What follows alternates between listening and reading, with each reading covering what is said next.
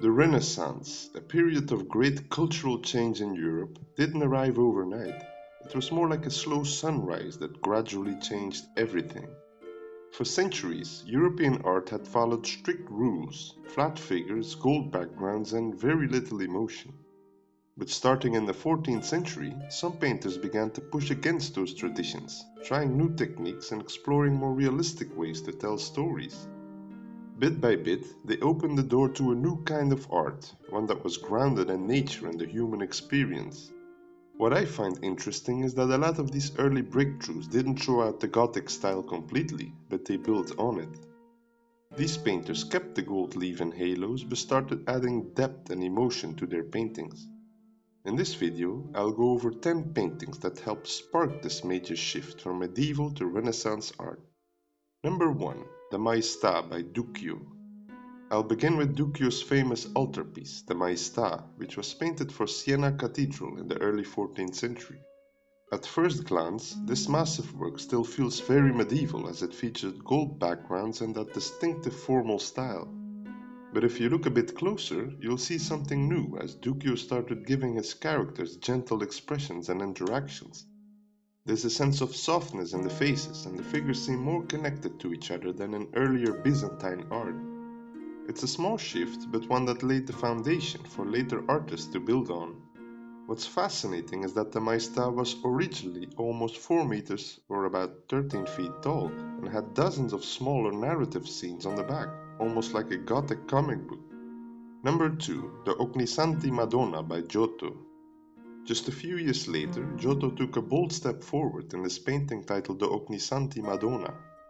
This Madonna isn't just sitting there, she has volume as she looks like she's really occupying that throne. You can see shadows under her chin, folds in her robe, and even the throne itself has signs of perspective. This is a major departure from the flat, symbolic figures of earlier religious art.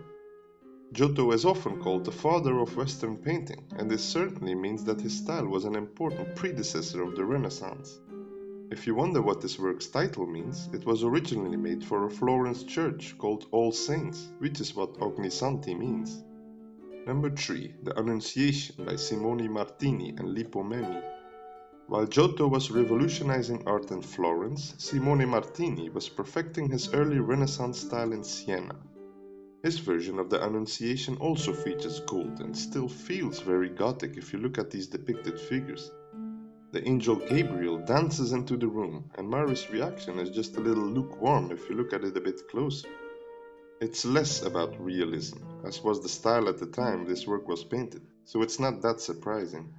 What I find very interesting about this altarpiece is that it was actually made for a cathedral in France, showing how international Gothic art had become in the 1330s. Number 4. Presentation at the Temple by Ambrogio Lorenzetti. Lorenzetti was another Sienese painter who was one of the first to experiment with perspective and storytelling. In this painting, he shows Mary and Joseph bringing Jesus to the temple, surrounded by architecture that adds perspective to the scene. The figures have character, the setting has depth, and you can almost feel something here. He was obviously not abandoning the Gothic style, but he was clearly aiming for something more believable. I could almost describe this painting as a test as to what Renaissance art was to become, which is quite an intriguing notion. Lorenzetti also painted one of the first true cityscapes in European art just a few years before this one on the walls of the beautiful Palazzo Pubblico in Siena. Number 5. The Annunciation by Fra Angelico. We're almost a century later with this painting by Fra Angelico, which is a soft, glowing version of the Annunciation. The gold backgrounds were left behind and made place for soft light and a peaceful exchange between Mary and Gabriel. Fra Angelico uses perspective to guide your eye through the arches, and everything feels quite calm in this beautiful work of art. It's still spiritual though, but it's one of those early Renaissance paintings in which the setting feels like a real place. Fra Angelico was a Dominican friar, and he painted this for a monastery in Florence, where the monks would pass it every day on the way to their rooms. Number 6. The Trinity by Masaccio. If there's one painting that screams Renaissance breakthrough, it's probably Masaccio's Trinity. This fresco shows God the Father holding the cross with Christ, the Holy Spirit as a dove above them, and Mary and John beside them. The whole scene is placed in an architectural space built with a perfect one-point perspective, which was still quite revolutionary at the time.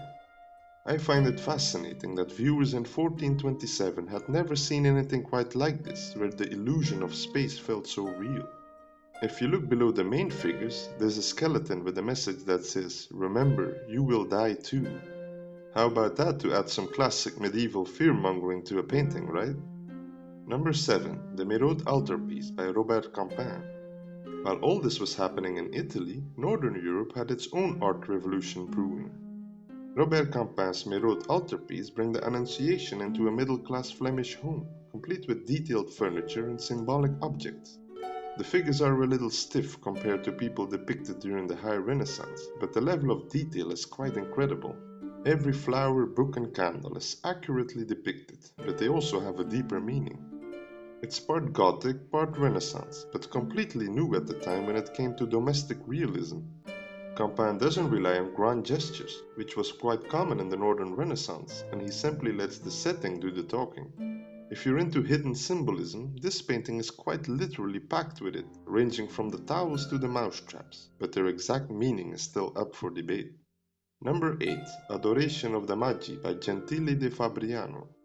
If you want to see one of the most luxurious paintings of the early 15th century, this one likely gets my vote.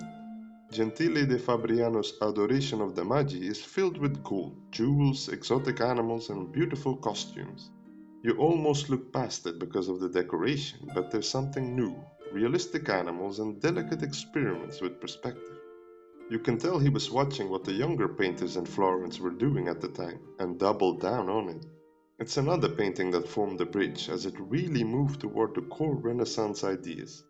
This painting was commissioned by a wealthy banker, which might explain why it's so lavish. Number 9. St. George and the Dragon by Paolo Uccello. Uccello was obsessed with perspective, and it shows in this dramatic take on the story of St. George.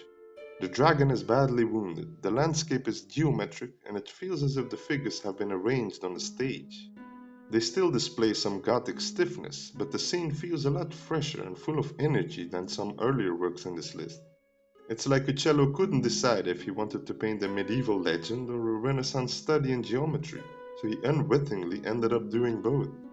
And here's another detail worth noticing. The swirl of the dragon's tail was inspired by the swirling elements found in classical sculptures. Number 10. The Adoration of the Magi by Sandro Botticelli. We have finally arrived in the 1470s, and this is when we reach full Renaissance glory with Botticelli's Adoration of the Magi.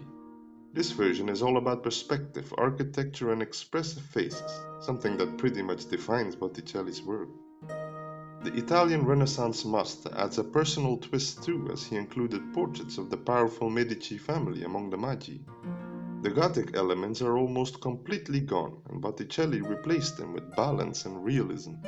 Perhaps you didn't know this yet, but Botticelli even painted himself in the crowd, as he's the guy on the right, looking straight at you. If there's one artist that defines this list of paintings that opened the door to the Renaissance, then it's certainly this brilliant painter.